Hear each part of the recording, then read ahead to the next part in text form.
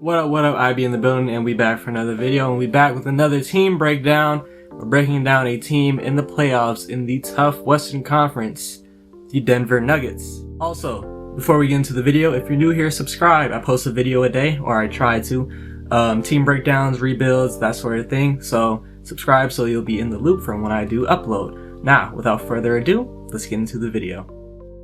Now, the Denver Nuggets were one of the best teams in the league. At the time of suspension, they sport a 43-22 record, putting them at third in the tough Western Conference. Coached by Mike Malone, the team is composed of a promising young core with solid veterans sprinkled in the starting lineup and on the bench. And leading that young core is one of my favorite players in the league to watch, arguably the best center in the league, Nikola Jokic. Now this season, Nikola Jokic is averaging 20.2 points per game, 10.2 rebounds, 6.9 assists, 1.4 steals on 52.8% from the field and 31.4% from three-point land. Now the strengths that make Nikola Jokic arguably the best center in the league: he is a tremendous shot creator, mainly through the post. He has a very great post game. He's not explosive from the post, he's more crafty from the post in terms of drop steps, spin moves, using his big body in order to get into good positioning for him to score. Not only does he score in the post, he also scores outside via the three-point shot, or he shoots from mid-range, and he is a great free throw shooter for a center. Nikola Jokic is shooting 81.3% from the free throw line. Like I said, very good, very great for a big man. And his mid-range shooting splits are very good as well, borderline great. From 3 to 10 feet, he shoots 60%. From 10 to 16 feet, he shoots 47.8%. And from 16 feet to the three-point line, he shoots 43.3%. So, I mean no hyperbole when I say Nikola Jokic is a threat to score on all three levels. Rebounding is another strength. I told y'all his rebounding stats. He's a big body, so he can use his size and just take up a whole lot of space with that size. Use that for boxing out. Now it's going to be interesting to see if he's that much of a rebounding behemoth now that he's lost so much weight. I mean, Nikola Jokic, his entire game is going to be interesting now that he's lost so much weight. Another strength of his is his low post defense. Just one-on-one in the post. Because of his size, he was able to body up most low post defenders and kind of be a bruiser down low for whoever tried to back him down. Another defensive strength of Nikola Jokic is the amount of steals he gets. As a big man, averaging 1.4 steals, that means a lot. And he gets his steals very savvily. Is that a word? I don't know if that's a word, but in my notes I say savvy steals for Nikola Jokic. He's able to get him through just swiping down on a player while he's going up for a layup. He gets some passing lane steals and denying the post. And I've seen Nikola Jokic's slow self anticipate a couple passes in the passing lane. That's mainly how he gets his 1.4 steal average per game. And the reason why Nikola Jokic is one of my favorite players to watch in the league is his playmaking. Just like he can score on all three levels, he can playmake on all three levels as well. He can playmake from the post, posting up if a help defender comes down and double teams on him. Nikola Jokic almost always finds the open man. He can playmake in the mid-range when he's at the elbow, spotting off-ball cuts. Denver runs a lot of off-ball cut action for Jokic to find the open man when he's on the elbow. And Nikola Jokic also runs the pick and roll. He runs the pick and roll as the main ball handler. He does that a lot with Jamal Murray. They do the inverted pick and roll between the big and the small. He's able to find the open man there, and he's also able to spot the open man when he's setting the screen and he receives the pass, either if he pops out to the three-point line and somebody cuts to the rim, or if he's rolling down the middle, he's able to find somebody in the corner. Basically, Jokic, he can score on all three levels and he can playmake on all three levels. He is an offensive weapon and a half. Moving on to weaknesses, due to Jokic's size and kind of slow-footed self, he really lacks in pick and roll defense. He tries his ass off. I see it. I mean, it's hard for a big man to really move that well, but he tries his ass off. Nonetheless, he does get targeted in pick and roll situations. Whenever the screen setter sets a big body screen on either Jamal Murray, Will Barton, Gary Harris, whoever's defending, and they get by them, Nikola Jokic, he's tasked with corralling them before they get to the rim, and a lot of times they just beat him off the dribble and get right around him because he's just not that quick-footed. Another weakness, coupled with his lack of pick and roll defense, is his raw athleticism in terms of speed, movement, vertical, and that's really what's hurting his pick and roll defense. Rim protection, blocking shots is not, I've hampered on this over and over again, blocking shots is not all of what makes a center good at defense. It's the little things like boxing out on the defensive side of the ball, switches, tagging the roll man, but rim protection is a big plus in terms of whenever somebody gets by the perimeter defender, having a 7-footer that can block two shots a game is pretty impactful, and Jokic just does not provide that. I think he averages less than a block per game. Yeah, a lot of what I'm saying about Jokic has to do with his athleticism. His stamina isn't really the highest. A lot of times he's come in his short tenure in the league, he's come into the regular season kind of out of shape, and he's had to play his way into shape so he can play 33, 34 minutes a night. Leadership is another weakness of Nikola Jokic. On the floor, whenever something goes wrong for him or his team isn't playing at the best of its ability, Jokic always shows his frustration as if he's disgusted with his team, and he's not, at least from what I've seen in games, he's not really shown the leadership qualities of inspiring his guys, believing in them, not just with passing them the ball, but just talking to them, saying that they'll be all right. A lot of what I've seen in regards to his leadership is Jokic's disgust for when something goes wrong with fellow players or even with the coach Mike Malone. And then I have 2 question marks regarding Jokic's game. It's his consistency.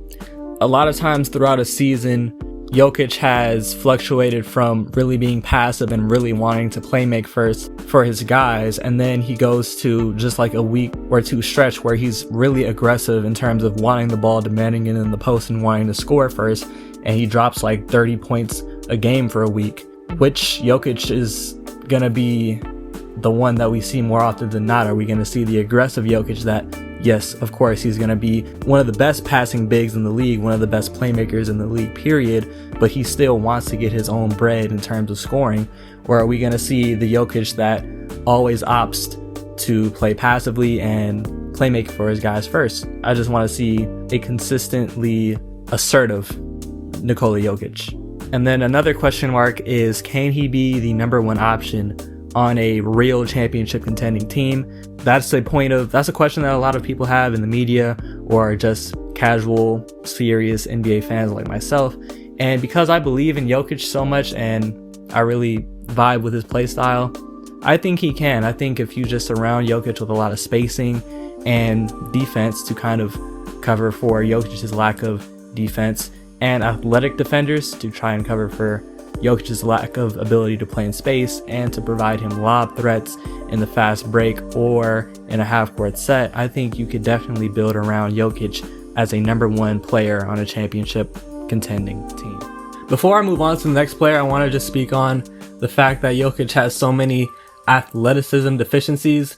The fact that he's able to be a guaranteed top 15 player in the league, despite all of his athletic deficiencies, just speaks to the greatness of Nikola Jokic. I've never seen somebody play at their own pace as much as I've seen Nikola Jokic do. So I just want to hamper on that before I move on to the next player, Jamal Murray. Now, Jamal Murray is the Robin to Nikola Jokic's Batman. This year, Jamal Murray is averaging 18.8 points per game, 4.8 assists, 3.9 rebounds, on 45.5% from the field and 34.5% from 3, shooting 89.3% from the free throw line. Now, strengths for Jamal Murray. He's a great scorer. Like Nikola Jokic, he is a threat on all 3 levels as well. Driving to the rim, shooting in the mid-range off pull-ups, and shooting the 3-ball. Jamal Murray shoots 45.8% from 10 to 16 feet and 47.3% from 16 to the 3-point line, which are both incredible marks. So scoring on all 3 levels, he can also shoot the ball. He's known as a lethal shooter. Shot creation, a lot of his shots are coming unassisted, in terms of he's doing a lot of the scoring for himself, generating points for himself. Only 47.9% of his 2-pointers are assisted, and 65.7% of his 3-pointers are assisted. A lot of what Jamal Murray produces in the scoring column comes from his own creation. He's improving slowly but steadily as a facilitator, averaging 4.8 assists per game. It's basically the same average from last year, but if you compare this year and last year to his first 2 seasons in the league, you would know that Jamal Murray has come a long way in terms of his playmaking ability, because he came into the league as mainly somebody who had to be a shooting guard, a score first guard, not somebody who would be really facilitating, but he's really improved on that mark these past 2 seasons. Jamal Murray is also a very confident player. A lot of people actually see it as cockiness, but you gotta believe in yourself in order to do well in this league, and you can see that in the game when you look at Jamal Murray's demeanor. And probably the most important strength of Jamal Murray's game is his fit with Nikola Jokic. They are one of the most entertaining duos to watch in terms of the type of offense that they generate and using each other. Like I alluded to, the pick and roll between them, either Jamal Murray as the ball handler running the pick and roll or pick and pop with Nikola Jokic, or Nikola Jokic as the ball handler with Jamal Murray setting on-ball screens. And he is a pretty good screen setter for Jokic with his small stature, setting screens on bigger players. Nikola Jokic is also able to find Jamal Murray a lot due to Jamal Murray's off-ball movement in floppy type of sets or other 3-point type of sets. And also Jokic has been able to spot Jamal Murray for backdoor lob opportunities. So yeah, the fit between Jamal Murray and Nikola Jokic on offense is like a hand in a glove. Almost perfect. Moving on to weaknesses of Jamal Murray. Instagram, the man was balling in a bad way. I don't think I have to say anything else. Being a lone point guard. Now, I mean this when I say being the lone point guard, because Jokic is basically he is the point in the starting lineup. He racks up the most assists. He generates the most offense for the team in that starting lineup. And when Jamal Murray has to play without Jokic on the floor and without Monte Morris on the floor, Jamal Murray is the lone point guard, and Denver's offense kind of suffers. Not drastically, but they're not operating very close to their peak efficiency when Nikola Jokic is on the floor with Jamal Murray. Jamal Murray has to improve in being the lone point guard, the main table setter for the team when Jokic and Monte Morris are off the floor. On-ball defense, it's always been a weakness for Jamal Murray, and he's come a long way in terms of where he came into the league, what he was at as an on-ball defender, but he still has a way to go. His efficiency is a bit down this year because his 3-ball is a bit down this year, so that's kind of a weakness, but I'm confident that he'll get that 3-ball back up to shooting 36-37% on a high clip. Next player to talk about is Paul Millsap, the veteran. This year he's averaging 12 points per game, 6 boards, 1.6 assists on 48.6% from the field, 44% from 3, and 83.3% from the free throw line. Now, Paul Millsap, really in the past 5 to 7 years, he's always been one of the best defenders. Defensively, he's multi-positional due to his size and quickness for his size. He's about 6'8". He's able to guard small forwards on the perimeter, power forwards, and centers down in the low post. He's a very smart defender in the same sense of off-ball defense, calling everything out. That comes with being in the league. As long as Paul Millsap has been in the league, you're going to develop that defensive IQ. And already coupled with him being a great defender, it just amplifies each other. And shooting. Oh my God. Paul Millsap's shooting this year has been amazing. Free throw percentage and 3-point percentage are both career highs by far. Before this year, his free throw percentage and 3-point percentage career highs were 36.5% and 76.8%. And this year, he's basically shattered both of those marks at 44% from 3 and 83.3% from the free throw line. Talking about bigs, older bigs who've had to kind of rekindle their game for today's NBA, Paul Millsap kind of is the definition of that. He's not only shooting a great percentage from 3 for a big man, he's shooting one of the best 3-point percentages for any position in the entire NBA, and you have to give Paul Millsap credit for that. He's also a great finisher. He shoots 67.9% at the rim.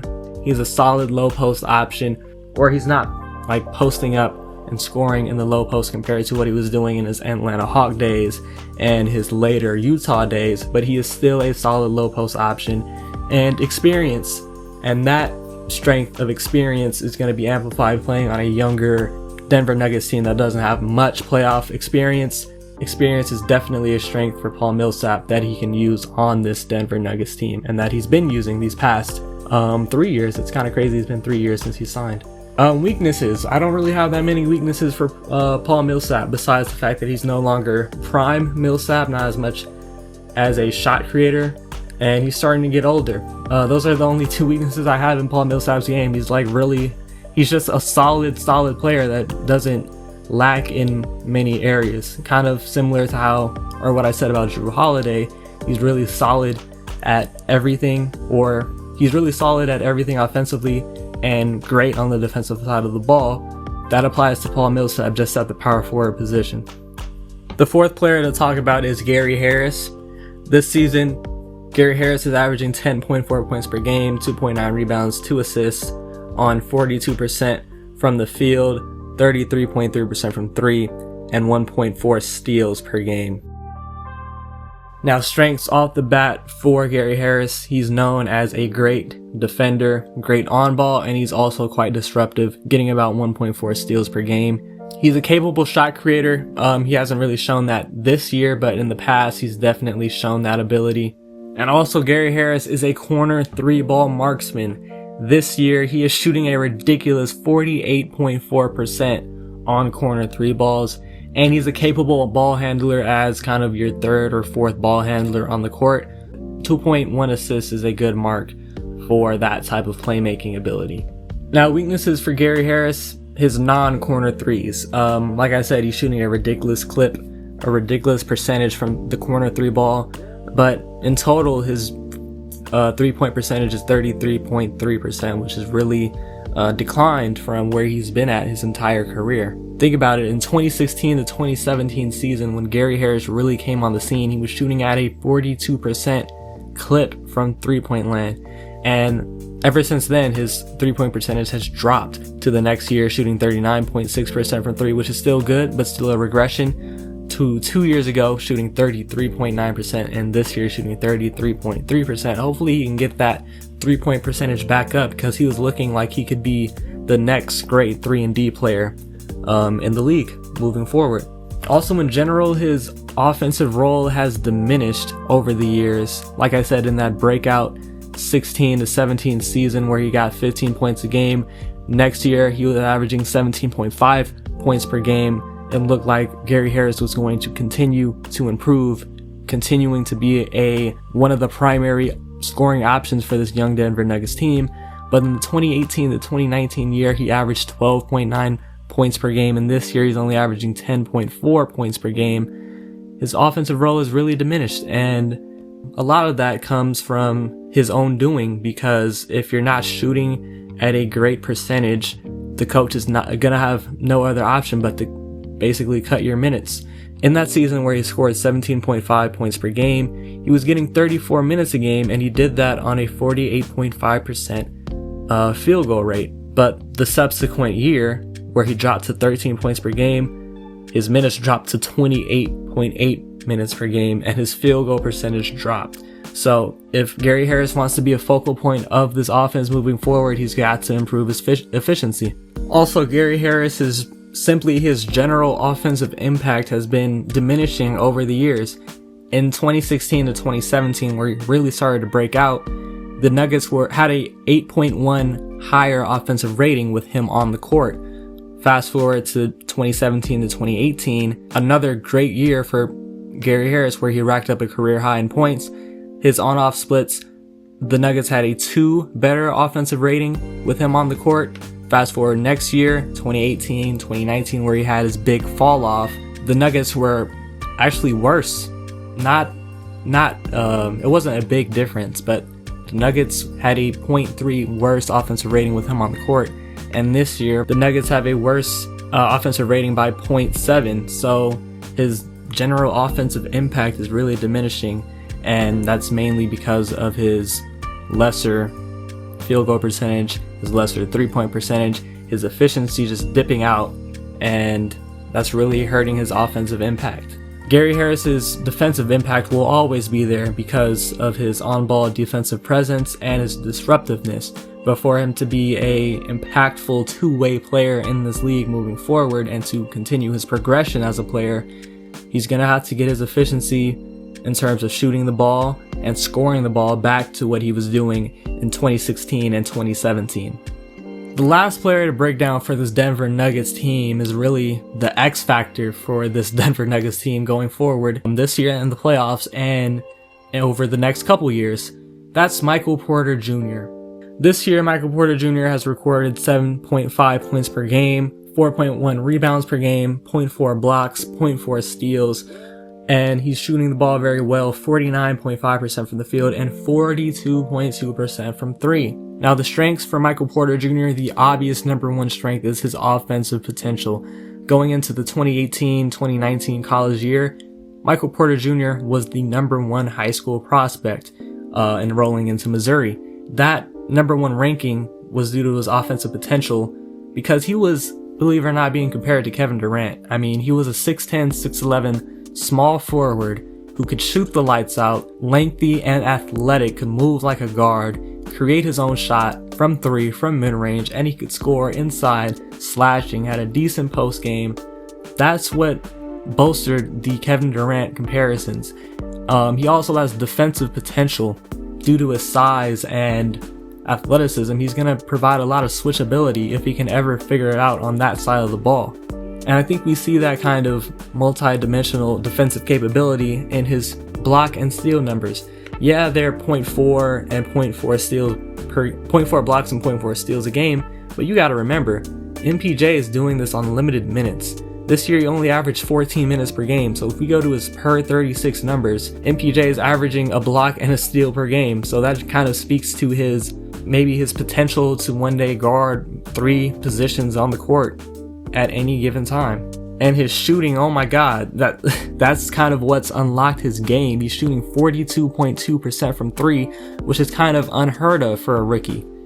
And maybe that's because he's coming into a team that's already kind of established as a contender in the league. He just has to fit in and really just knock down those 3-point shots. But hey, he's hitting them. It's one thing to take them, but it's another thing to hit them. And we've known that MPJ has incredible potential as a shooter, and he has fulfilled that potential, shooting 42.2% from three. And he's shown his strength as a shot creator this year in limited minutes. 59.2% of his 2-pointers were assisted, which is a pretty low clip for a rookie who's just trying to recover from his injury and fit into a contending team. A lot of his 2-pointers are coming off of his own creation. And his strength as a slasher is obvious. He's shooting 70.1% from 0 to 3 feet, which is your at the rim range.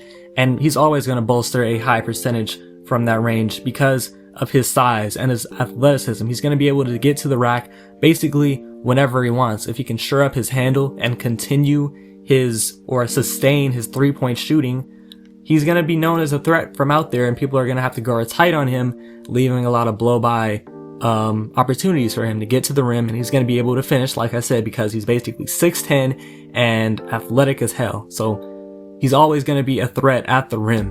Moving on to weaknesses of Michael Porter Jr., the injury scare. He was injured in Missouri.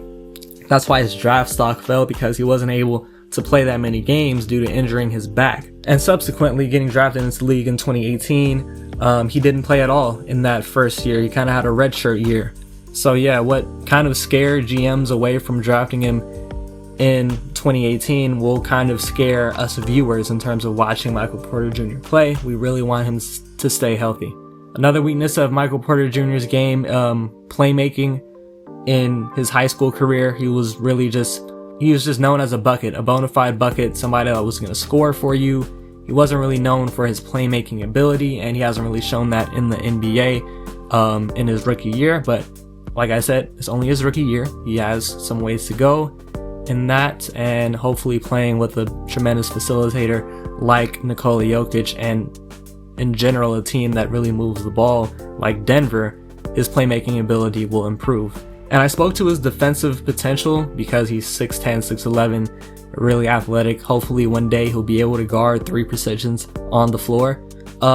Right now he can't do that, and he's kind of a liability on defense. His foot speed really isn't there, and he doesn't really have the defensive IQ or defensive experience playing in the NBA, and that really shows. Another weakness is Mike Malone, because Mike Malone is kind of the reason that his minutes are being held back this year, only averaging 14 minutes a game, is because Mike Malone just doesn't trust him on the defensive side of the ball. And a lot of that is justified, yes, but I think you really have to unleash him.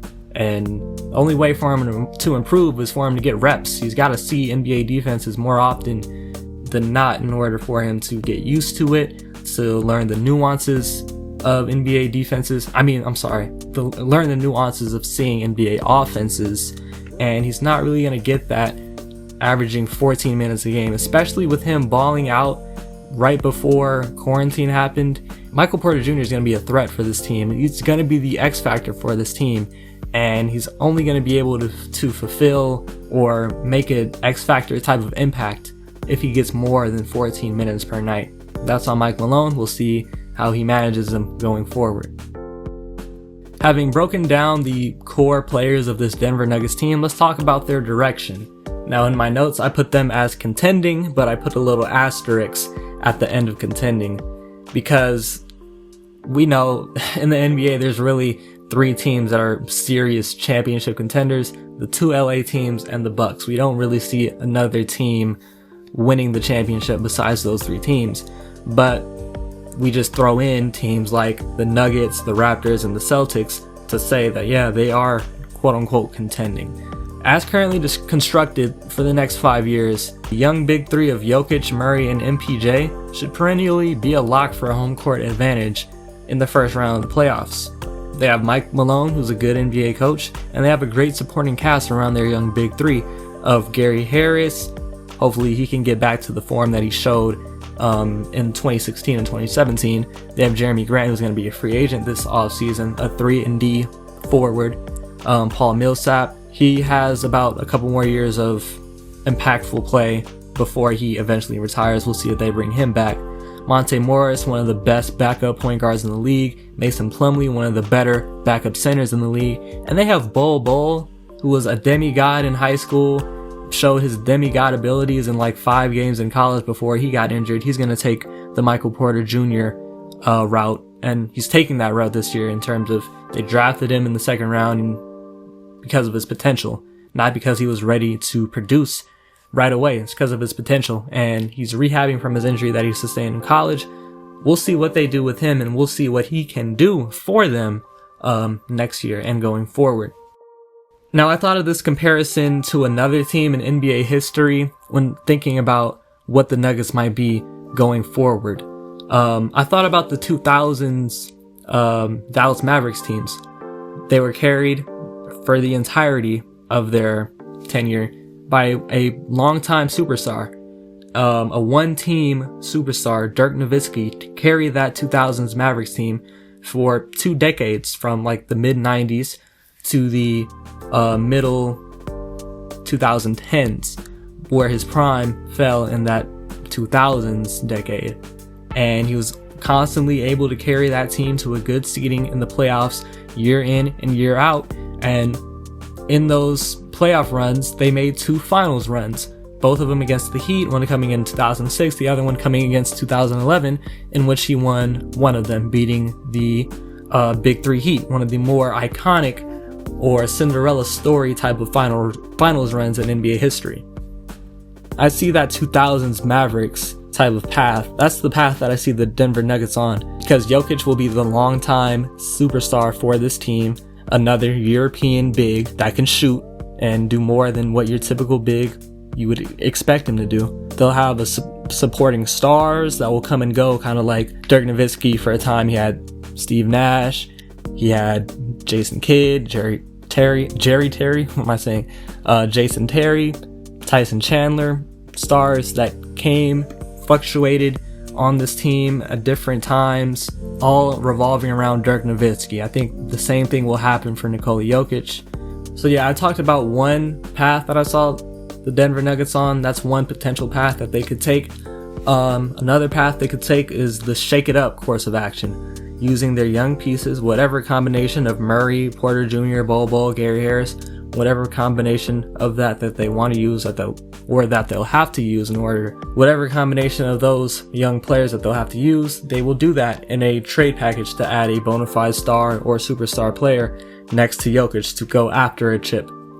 More often than not, when people talk about that type of path for Denver, Bradley Beal is the name that pops up. I don't know if Bradley Beal will ever get out of Washington, but we'll see if that trade ever happens within the next 1 or 2 years. If it were me, in my opinion, I don't really lean one way or the other.